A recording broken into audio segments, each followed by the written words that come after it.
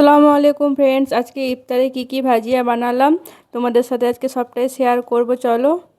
এই দেখো, এখানে আমার কড়া গরম হয়ে গেছে আর এখানে চপগুলো ভাজা হয়েই গেছে মোটামুটি। আর এখানে বেগুনি করে রেখেছিলাম। এই দেখো, দাও দেখাচ্ছি, আগে আমি এটা বসিয়ে দিই। হ্যাঁ, এটা হবে চিকেন টিক্কা, ম্যারিনেশন করে রেখেই দিয়েছিলাম। এবার শুধু তেলে দেবো। তেলে মানে ডিপ ফ্রাই হবে না, হালকা ফ্রাই হবে।